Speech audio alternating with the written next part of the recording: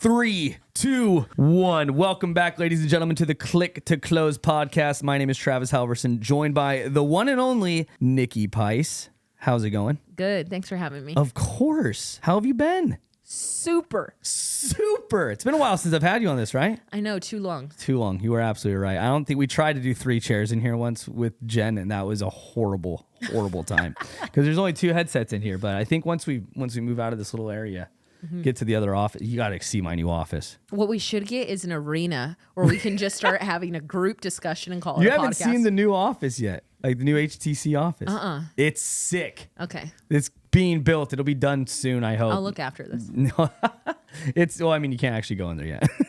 But it's just like, it's almost done. But it's going to be like all glass and it's going to be everything. I'm not going to be in a weird podcast room that smells like Chick-fil-A. I'll be That's in a miracle. I have like an actual office. It's Actually, I bet dope. the new one's going to smell like Chick-fil-A because you'll order it so often. No, it's been so bad. I haven't ordered in a while. I'll Proud go of there now. you. I actually deleted DoorDash off my phone. Virtual high five. Right? I Good deleted job, DoorDash. Travis. It was because I was in a group text with Preston and Shannon and they were just like, whoa, just roasting the out of me. I deleted it though. It was great. Good job. Freeing. So proud of Catherine still has it.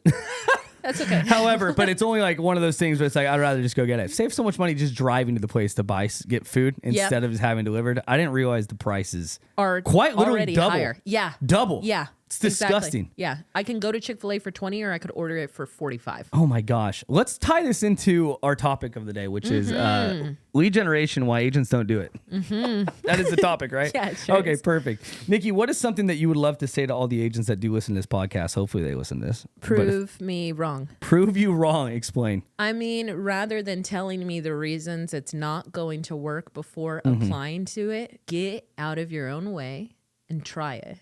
I don't come from a place of theory. Travis doesn't come from a place of theory. We come from true, tried practice. That's why we know it works. These are not outdated scripts.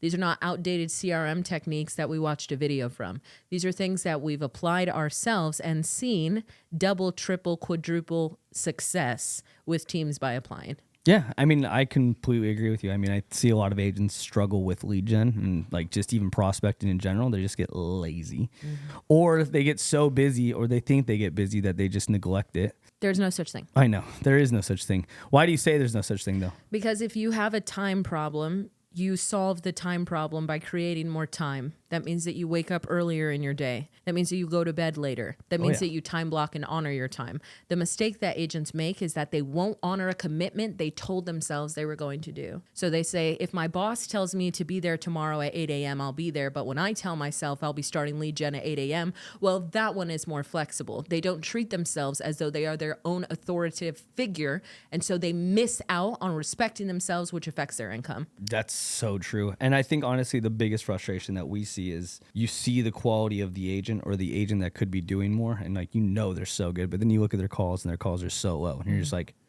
are you allergic to money? Like, what are you doing? Like, what's the problem? Like, why do you just neglect that stuff? And you're not doing any showings at 8 a.m. Let's be realistic. You're mostly not even doing showings before 10 a.m. Most people are also in the same work week as you. So what you're doing is creating excuses and you're selling yourself on your own excuse instead of selling yourself on how it's possible to make it happen. Oh, yeah. I have a friend. His name is Connor.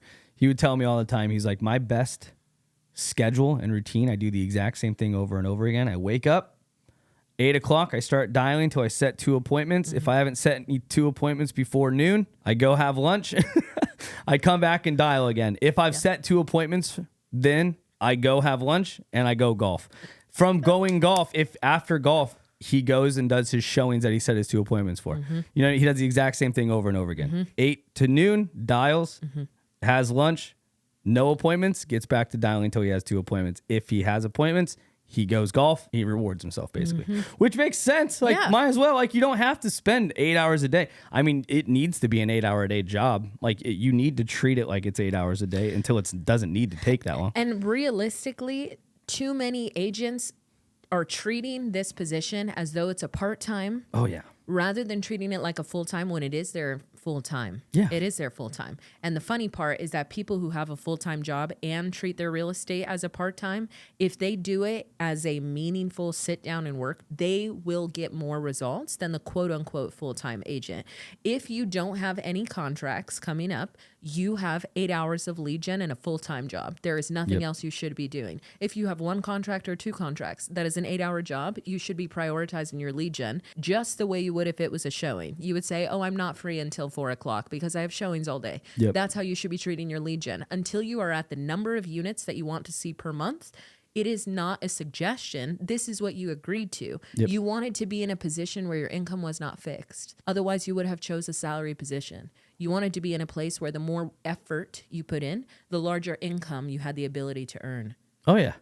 No, yeah. I mean, I think it makes perfect sense. And like the way that you lay it out, it sounds so easy. It's just that so many agents just try to make things more difficult than they need to be. And I mean, that's why everybody keeps talking about doing hard things and like doing all the things that you need to do. But it's like in reality, it's not that hard.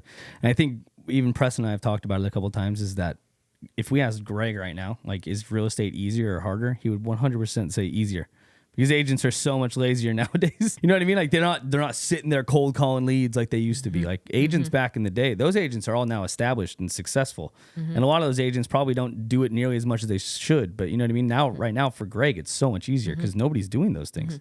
Well, I mean, Travis and I could both speak to it. Travis and I personally do hard things in our lives to prove to ourselves that we're still capable, which keeps us in that sharp mentality. Like and I'll ask you first, but like, what is something that just by doing in your personal life mentally made you stronger in your work life? Oh, waking up at 4 a.m. Waking up at 4 a.m. has been the hardest thing I've ever done, but probably the most rewarding thing I've ever done. Like, in my honest opinion, like having to wake myself up and even telling Catherine, I'm like, if the alarm's going off, kick me out of bed. Like, I love my 4 a.m.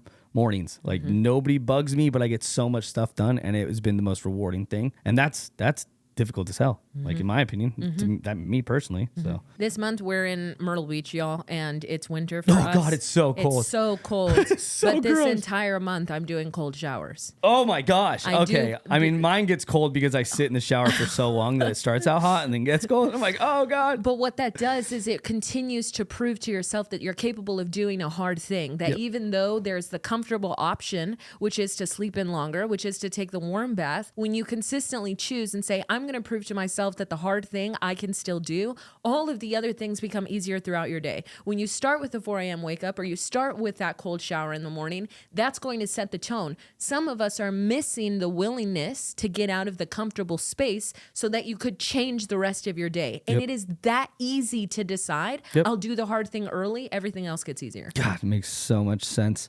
Any last 2 cents for the agents before we move on? If you hear it and you are against it, then go out of your way to prove why it doesn't work. Do it 20, 30 times and come back with the results and say, look, I was the exception to this thing, before you ever say that doesn't work without having put in the number of attempts. Beautiful. God, you got to write that down. If you're an agent and you listen to this podcast, I promise you will make more money. If you don't, you're a freaking loser. So, ladies and gentlemen, Nikki, Travis, love you all.